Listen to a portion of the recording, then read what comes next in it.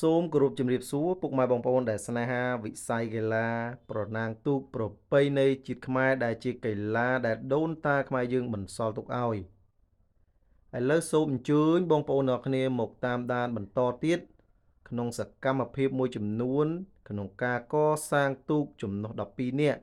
គឺទូកដែលមានឈ្មោះថាតាភ្លេកមានជ័យបារមីលោកយាយម៉ៅដែលស្ថិតនៅក្នុងវត្តសាឡាអណ្ដែតឃុំក្រាំងយើស្រុកស្អាងខេត្តកណ្ដាលដែលទូកនេះគឺកសាងឡើងដោយក្រុមជាងបងប្រុសសាវុនមកពីខេត្តព្រះវិហារអញ្ចឹងសូមបងប្អូនតាមដានទស្សនាសកម្មភាពគេថាជាបន្តបន្ទាប់ជាមួយនឹងខ្ញុំបាទដែលជាសកម្មភាពផែបាទផែយកបណ្ដូលឈើដើម្បីគេថាត្រៀមរៀបចំដើម្បីនឹងគេថាផែយកបណ្ដូលឈើហើយ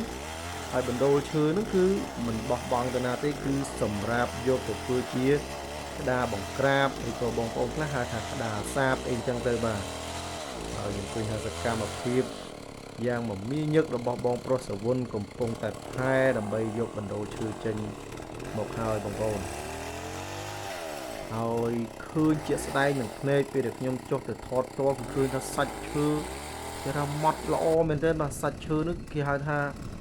អំណោយផលមែនទែនទាំងគេថាសណ្ដូកនៃឈើវិញគឺរលូនត្រង់ល្អមែនទែនដែលជាភាពងាយស្រួលមួយធ្វើឲ្យក្រុមជាងគាត់មិនពិបាកក្នុងការដែលគេថា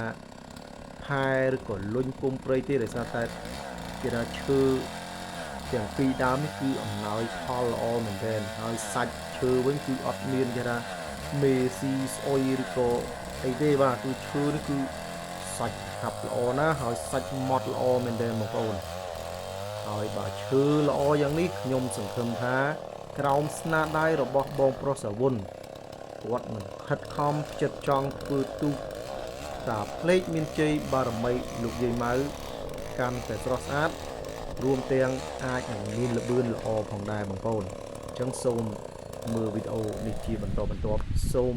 ទស្សនាដោយក្តីរីករាយ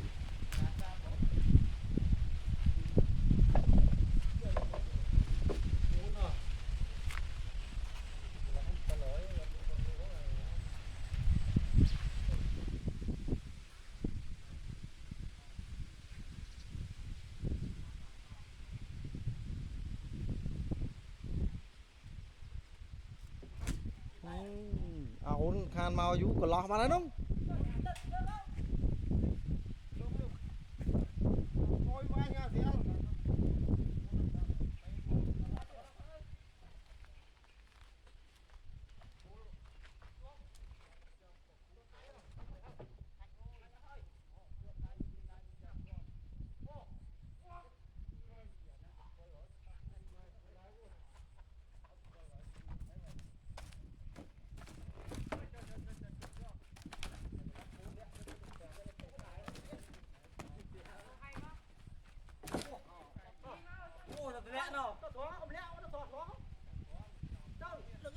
anh cho mốt anh thật chơi làm ra đôi tôi giáp đó lại không đâu nó xuống đây đây không làm mấy từ chiên chơi kia